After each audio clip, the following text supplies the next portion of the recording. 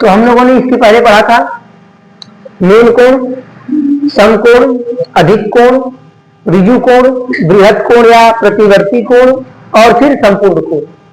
और कल हम लोग क्या पढ़े थे?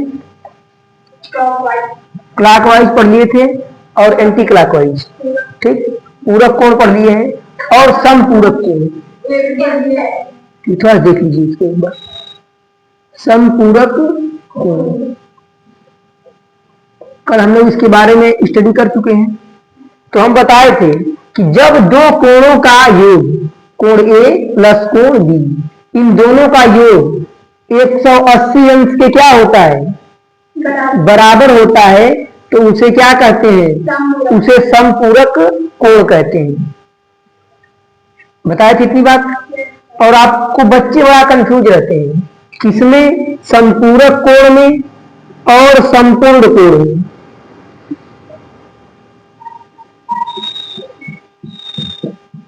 तो जो संपूर्ण कोण है ये रैखिक युग्म नहीं है कोणों का, लेकिन ये जो है ये कोणों का एक रैखिक युग्म के तरह से होता है। मतलब इनमें दो कोणों का योग होता है तब ये संपूरक होता है। और संपूर्ण कोण का मतलब कि कोण का मान कितना होना चाहिए?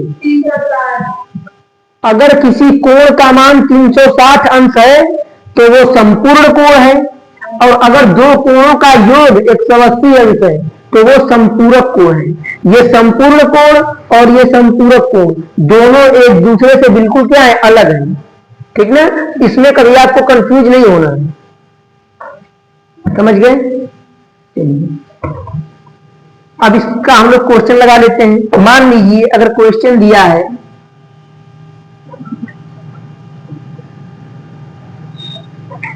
50 अंश का संपूरक कोण क्या होगा?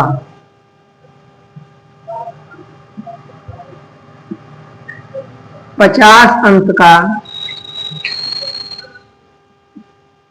संपूरक कोण क्या होगा? तो आप क्या आंसर करेंगे? देखिए, तो हम लोग पहले बिल्कुल बेसिक जानेंगे। क्या जानेंगे? बेसिक। संपूरक कोण पूछा है तो इसका फार्मूला क्या होता है? पहला कोण और प्लस दूसरा कोण, इन दोनों का मान 180 अंश के क्या होता है? बराबर।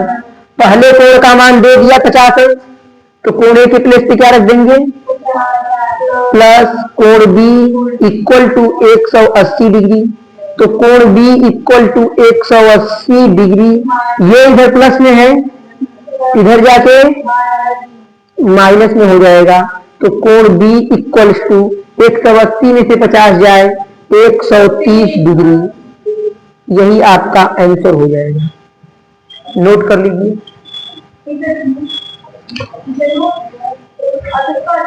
नोट।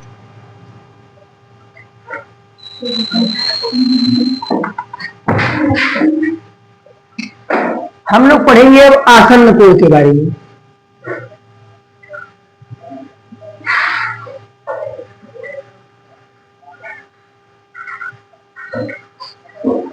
आसन्न कोण, तो आसन्न कोण क्या होता है? कोई बताएगा? देखिए, जो आसन्न कोण होता है उसे पड़ोसी कोण भी कहा जाता है। कैसा कोण?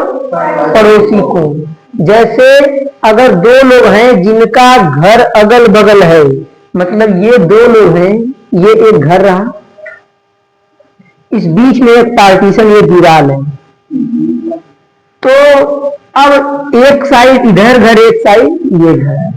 मान लो कि ये सुमित नाम का कोई लड़का है, इसका घर है, और इधर विशाल नाम का कोई लड़का है, उसका घर है। अगर ये दोनों अगल बगल रहते हैं, किधर? अगल बगल, तो इस कंडीशन में क्या होगा कि ये जो कोण बनेगा और ये एक दूसरे के पड़ोस में बना हुआ कोण, ये पड़ोसी है एक दूसरे की। तो जो पड़ोस में बना हुआ कोण होता है इसी कोण को आसन्न कोण कहते हैं। क्या कहते हैं? आसन्न कोण। तो इसको रियल में हम कैसे समझेंगे? ये एक रेखा रही, जब इसको एक तिरछी रेखा ऐसे विभाजित करेगी ऐसे, तो इस कंडीशन में जो ये कोण बनेगा और जो ये कोण बनेगा, इस कोण का नाम हम लोग क्या देंगे? आसन्न कोण। नोट कर लीजिए आप तो फिगर।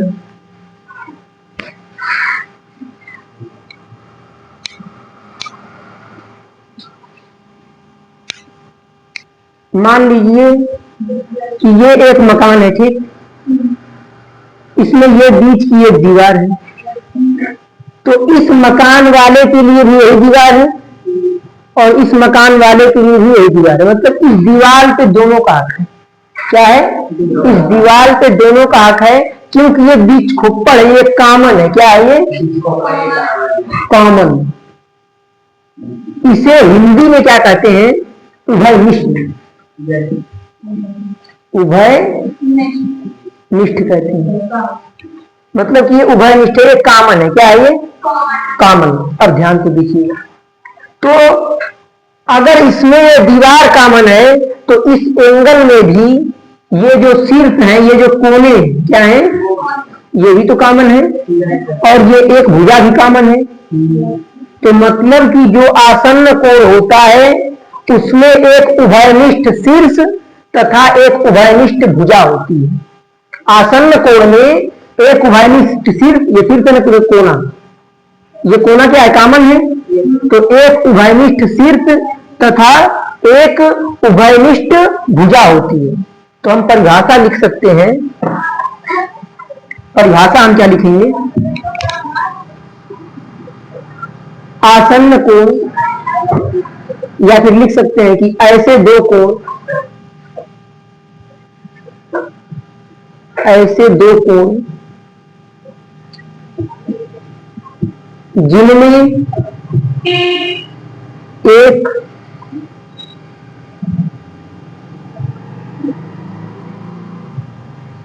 उभयनिष्ठ शीर्ष तथा एक उभयनिष्ठ भुजा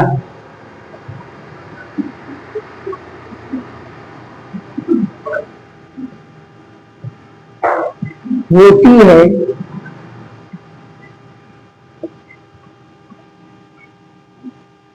उसे आसन्न कोण कहते हैं। ऐसे दो कोण, ये पहला कोण और ये ऐसे दो कोण जिनमें एक उभयनिष्ठ शीर्ष, शीर्ष मतलब होता है कोना, शीर्ष मतलब कोना, ये एक शीर्ष मिला आपको, ये दूसरा शीर्ष मिला आपको। तो ऐसे दो कोण जिनमें एक उभयनिष्ठ शीर्ष मतलब एक कॉमन कोना, दोनों के लिए कोना एक ही है, दोनों कोणों के लिए, और दोनों कोणों के लिए भुजा भी एक ही है।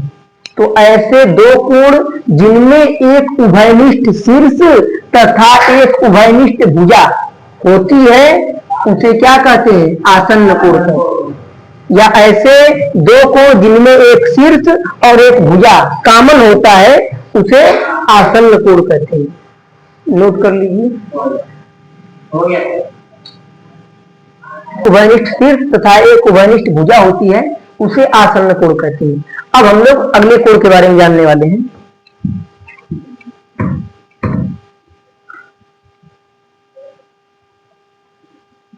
अब हम लोग जानेंगे शीर्षाभिमुख कोण के बारे में। किसके बारे में? शीर्षाभिमुख कोण।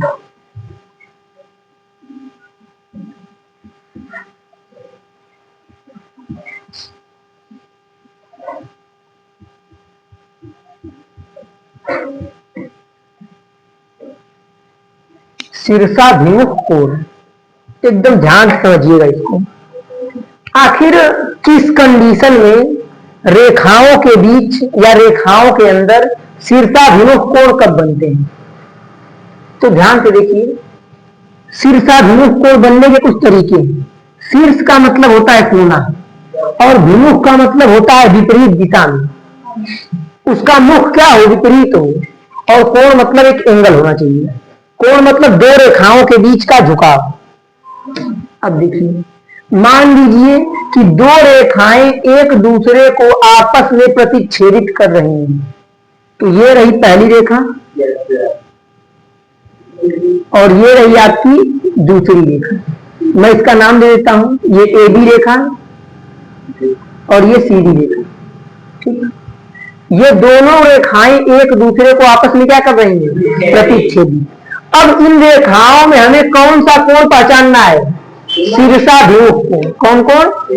और ये मान लो रेखाएं जिस बिंदु को प्रतिच्छेदित कर रही हैं, इस बिंदु का नाम क्या है, ओ।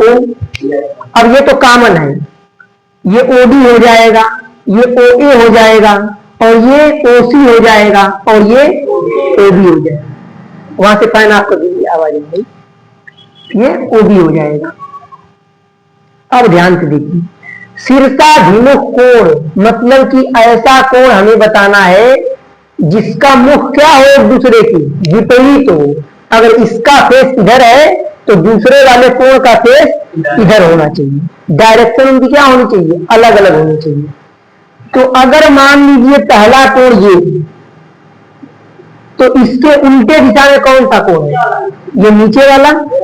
अगर इसका मुख इधर है तो इस वाले का मुख देखिए इधर है, उल्टा हो गया। तो मतलब कि ये जो कोण है, इस कोण का नाम लिखेंगे कोण बी ओ सी। ये कोण का चिन्ह है, कोण बी ओ सी बराबर होगा इस वाले के कोण ए ओ डी। जिसको बताना होता है उसे हमेशा बीच में रखते हैं, कोण का नियम होता है। अगर कोण ओ को बताना है तो उसको बीच में रखेंगे, यहां भी कोण को बताना उसको बीच में रखेंगे, ठीक ना। तो ये दोनों आपस में क्या होंगे, बराबर। किस नियम से, शीर्षाभिमुख कोण के नियम से। शीर्षाभिमुख कोण, आप ये डायग्राम नोट कर लीजिए।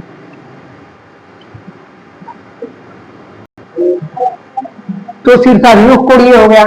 इसी फिगर में और भी अगर शीर्षाभिमुख कोण बताना है तो क्या होगा, देखिए यहां से। अब ये देखिए, जो ये वाला कोण है, इसके जस्ट विपरीत कौन सा कोण है, इधर वाला। तो हम लिख सकते हैं कोण सी ओ ए या कोण ए ओ सी बराबर होगा कोण बी ओ डी। कोण बी ओ डी किस नियम से, इसी शीर्षाभिमुख कोण के नियम से। तो ये दोनों बातें आप अभी नोट करिए, फिर आगे चलते हैं। सर इसको